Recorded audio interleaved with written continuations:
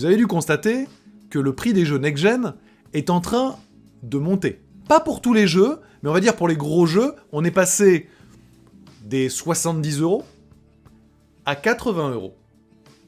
69 € à 79 €.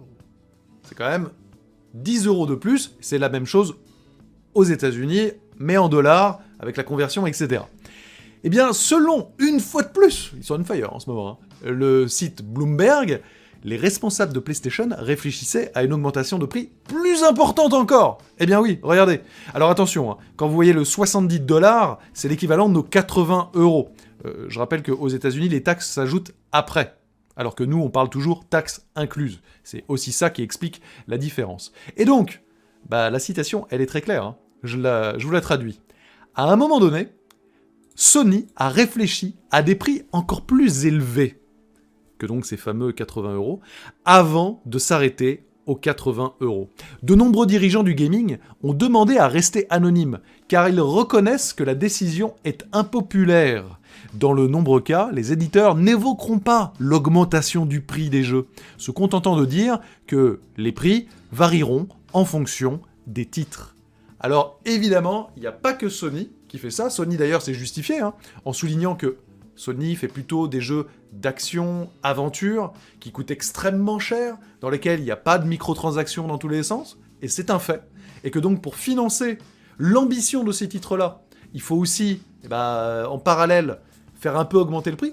Et en tout cas, s'ils rajoutent pas des milliards de microtransactions dans tous les sens, on peut comprendre d'une certaine manière la logique. Alors après, par contre, attention, parce que là, si on en croit Bloomberg, Sony avait imaginé plus encore que 80 €. Quoi, 85, 90 €?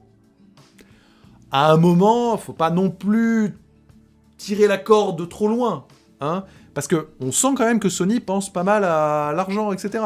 Ne serait-ce que pouvoir changer les façades. C'est évidemment du design, du cosmétique, et ce sera très chouette, mais c'est aussi une manière de remettre un petit billet, ça va être quoi, du 30 €, etc., histoire de se faire plaisir. Et on peut le voir sur plein de petits aspects. Alors oui, évidemment, la PS4 a cartonné. Oui, évidemment, la PS5 est accompagnée d'une énorme hype. Mais attention, la relation avec les joueurs est, à mon sens, toujours un équilibre assez fragile. Et en face, on le voit, la concurrence est en forme. Surtout avec un Game Pass qui fracasse les prix des jeux.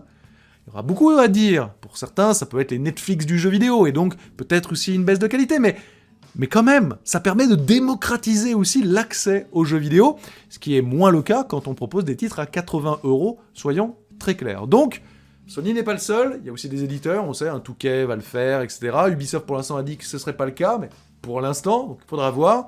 Soyons vigilants, il faut pas qu'il y ait une explosion. Après, effectivement, il y a aussi l'inflation qui joue, et le prix des jeux, réellement, en tout cas pour les expériences action-aventure sans microtransactions dans tous les sens, n'avait pas évolué depuis maintenant pas mal de temps, plusieurs générations de consoles. Donc, à suivre, mais en tout cas, vous me le direz dans les commentaires, votre avis.